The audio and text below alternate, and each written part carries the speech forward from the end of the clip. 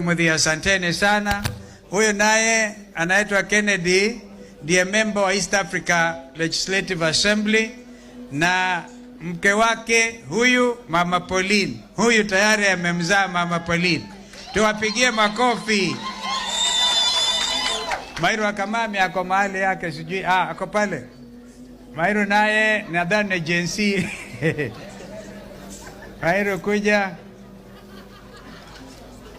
In 2010, a Kenyan walked across the graduation stage at the University of Newcastle in Australia, holding not just a degree in international affairs, politics and public policy, but also the weight of being the son of one of Kenya's most powerful men. That young man was Kennedy Kalonzo. For many, the name Kalonzo Musyoka immediately sparks images of high-stakes politics, of heated campaigns, of national leadership. But behind the name is a story of a son born in 1987, raised with privilege yet also burdened with expectation, who has slowly carved out his own path in law, politics and leadership. Well, life is usually unfair. I think I came to terms with one or another. I'll always be looked at unfairly. So I try not to focus too much on that. Because I know what I'm capable of and what I'm able to achieve. I think one day the results would speak. Born in 1987, Kennedy Musyoka entered a family already shaping Kenya's destiny. His father, Stephen Kalonzo Musyoka, will go on to serve as Vice President of Kenya between 2008 and 2013. His mother, Pauline, is remembered for her quiet strength and resilience, particularly in times when the family faced political storms. Growing up, Kennedy was not alone. He shared his childhood with siblings Damaris and Clayne Musyoka, also known as KDUs, a hip-hop artist carving his own creative lane. Unlike many Kenyan children, Kennedy's early years were privileged. He attended the prestigious Brookhouse School in Lang'ata, Nairobi, a school that has shaped the children of politicians, diplomats, and business magnates. Here, young Kennedy learned confidence, leadership, and discipline. But he also learned something else. The world will not always see him as Kennedy, but often as Kalonzo's son. That label will follow him for the rest of his life. At 18 years old, Kennedy left Kenya to Australia, his destination the University of Newcastle. Imagine the contrast, leaving Nairobi for a quiet coastal city in New South Wales in 2010. He graduated with a Bachelor of Arts in International Affairs, Politics and Public Policy. Perhaps this course was destiny. Born into politics, Kennedy chose to study governance, diplomacy, and policy, subjects that mirrored his father's career. But he didn't stop there. Returning home, Kennedy enrolled at the University of Nairobi, pursuing a Bachelor of Law, graduating in 2014. He would later complete his advocate's training program at the Kenya School of Law, officially preparing him to practice as a lawyer. By his late 20s, Kennedy had something very few Kenyans possessed: an international degree, a law degree, and a direct exposure to politics through his father. And yet, despite all this, he began his career humbly. Fresh from Australia, Kennedy returned home to Kenya. Many expected him to dive straight into politics. After all, why waste time when your surname opens doors? But Kennedy did something different. He joined Equity Bank, not as an executive, not as a manager, but as a bank teller at the Moi Avenue branch in Nairobi. Day after day, Kennedy counted money, served customers, and processed transactions.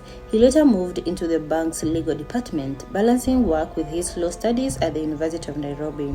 Some saw humility in this, others said it was a strategy, a way to gain practical experience before entering politics. Whatever the case, his time at Equity shaped him.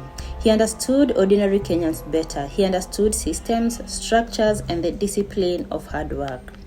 In 2017, Kennedy Musyoka's life changed dramatically. The Wiper Democratic Movement, led by his father Kalonzo Musyoka, nominated him to represent Kenya in the East African Legislative Assembly, EALA. The nomination caused a storm. Critics cried nepotism. Why him? They asked. Is it because he is Kalonzo's son? The backlash was sharp. Do you think that your father's influence had anything to do with this? Competence or not being considered? Well, I'll be lying to say he didn't have an influence. I think I'm lucky so far as I'm able to learn a lot from him. I've watched him handle meetings, chair meetings, deal with different issues in the region. In fact, when I get stuck somewhere. But Parliament approved his nomination and Kennedy became a member of the 4th Assembly of EALA, serving from 2017 to 2022. At EALA, Kennedy worked on regional integration, trade policies, and youth issues. He gained exposure to East Africa's legislative processes, yet the whispers never faded. Was he there because of merit or because of his father's influence? Kennedy addressed this criticism directly in interviews. He insisted, "I am my own man." Still in politics, perception is power, and perception has been both his biggest challenge and greatest opportunity. Kenya is no stranger to political dynasties. From the Kenyattas to the Mois to the Odingas, families dominate our politics. Kennedy Musyoka's rise is part of this narrative. To supporters, his education and legal background make him qualified. To critics, he is the face of nepotism, proof that politics is a family business. This debate has followed him for years, but Kennedy has tried to carve his own identity, often avoiding flashy politics and instead working quietly, especially on youth programs and regional issues. When it comes to marriage and children, there is little publicly verified information about Kennedy Musyoka. Unlike other political heirs who flaunt their life on social media, Kennedy has chosen silence. What does this mean? Perhaps privacy, perhaps focus, or perhaps a deliberate strategy separating his public career from his personal relationships. As Kennedy Musyoka approaches his 40s, the question is not whether he will enter mainstream Kenyan politics. The question is when and how.